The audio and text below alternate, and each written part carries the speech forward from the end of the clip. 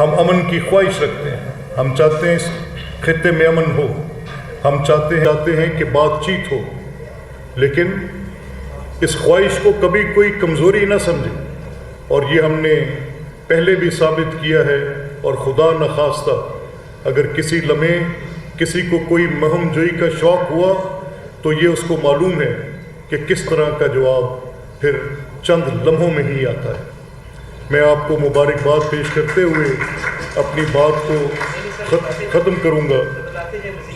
اب میں اپنی آپ سے اس بات کو ختم کرنے سے پہلے میں یہ ضرور کہنا چاہوں گا کہ اس وقت آج پاکستان نے جو مطالبہ کیا ہے اس میں کمپوزٹ ڈائلاگ کا مطالبہ کیا ہے۔ پاکستان آج ان اقدامات کو بڑی تشویش کی نظر سے دیکھ رہا ہے جس میں سندھ طاس معاہدے کی معطلی بھی ہے، جس میں یک طرفہ طور پر آرٹیکل 35A اور 370 کی کہانی بھی ہے، اور اس کو بھی بڑی تشویش کی نگاہ سے پاکستان دیکھ رہا ہے۔ یہ دونوں مسائل، جن میں کشمیر کا مسئلہ، جن میں سندھ طاس معاہدے کا مسئلہ، یہ بین الاقوامی قوانین کے تحت طے پانے والی چیزیں ہیں۔ اس میں ایک فریق یونیلیٹرلی کوئی ایسا کام نہیں کر سکتا، اور اگر مذاکرات کی بات ہے تو یہ کمپوزٹ ڈائلاگ ہے، یہ جامع طور پہ ہونا چاہیے۔ اور ہم یہ سمجھتے ہیں کہ کسی وجہ سے بھی جو یہ سندھ طاس معاہدے کی معطلی ہے، یہ اس کو ایک ایکٹ آف وار سے تعبیر دینا یہ کوئی اچنبے کی بات نہیں۔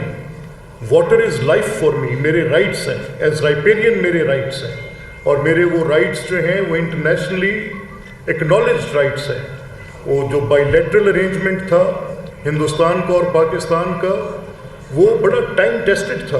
اس میں 65 کی وار بھی گزری، جیسے اس دن میں نے ہاؤس میں بات کرتے ہوئے بتایا، اس میں 71 کی جنگ بھی گزری، لیکن انڈس واٹر کمشنرز ملتے رہے۔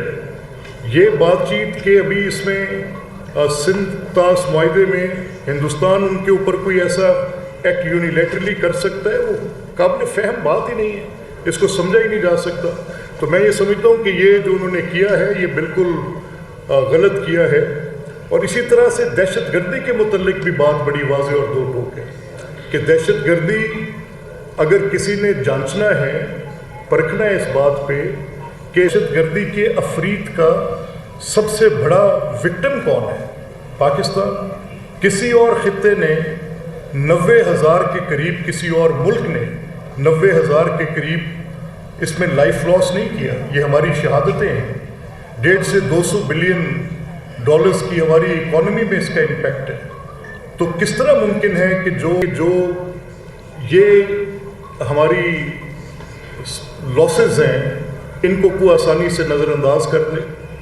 اور پھر ایویڈنسز کی بات ہے کہ جب آپ کسی پہ کچھ الیج کرتے ہیں تو اس کے ثبوت ہونے چاہیے۔ یہ نہیں ہو سکتا کہ ہائپوتھیٹیکل ازمپشنز پہ آپ یہ فیصلے کر لیں کہ آپ دوسرے ممالک کی سوورینٹی بریچ کر لیں گے، یہ نہیں ہو سکتا۔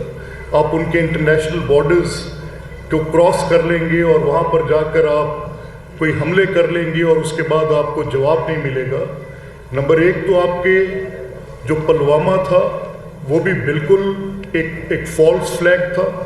Pahalgam prove to be that again, it's absolute false flag, اور اس میں کوئی حقیقت کا تعلق نہیں ہے۔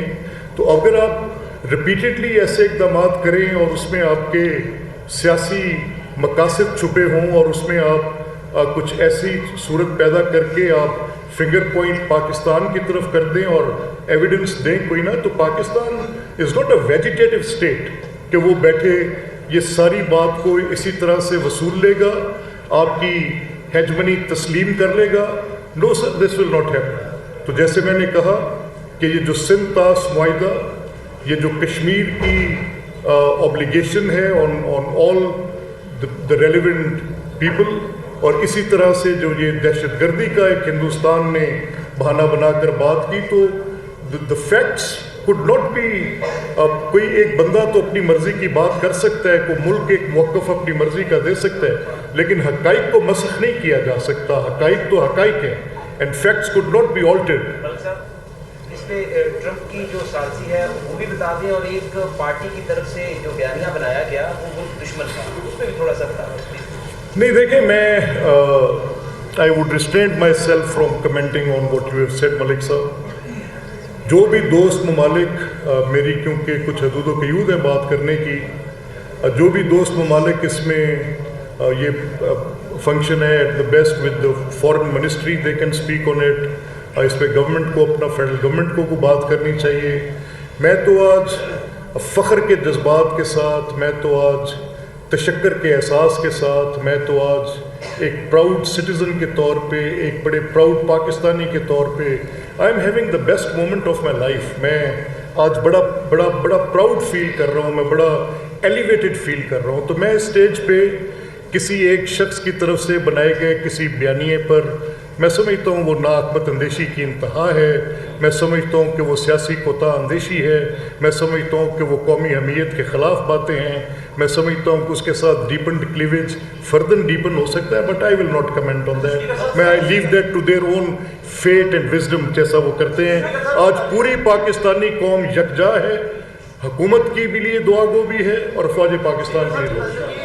ساری جنگ کے اندر جو ساری جنگ میں چائنا نے جو کردار ادا کیا اور ترکی نے جس طرح سے کردار ادا کیا ہے وہ پوری دنیا میں ڈسکس ہو رہا ہے دوست ممالک کا. دیکھیں عباس، ابھی ٹرکش ایمبیسڈر ہمارے پاس یہاں اسمبلی میں آئے ہوئے تھے، تو مجھے ان کی ایک بات بڑی اچھی لگی. انہوں نے کہا یہ جو ہمارا آپ کا ریلیشن ہے it's a relationship of اس.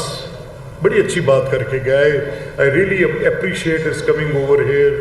اور یہ جو انہوں نے بات کی کہ we are friends in time of need, میں جو ان کا سفارتی سطح پر جو ان کا رسپانس تھا بڑا ٹائملی تھا، بڑا انہوں نے اچھے طریقے سے پاکستان کے موقف کی حمایت کی. اور اسی طرح سے چین کی بھی میں سمجھتا ہوں کہ پاکستان کی in times of test and in times of need ایک پروون فرینڈشپ ہے، اور جس کے بارے میں ہم کہتے ہیں کہ اٹ از سویٹر اینڈ مائٹیئر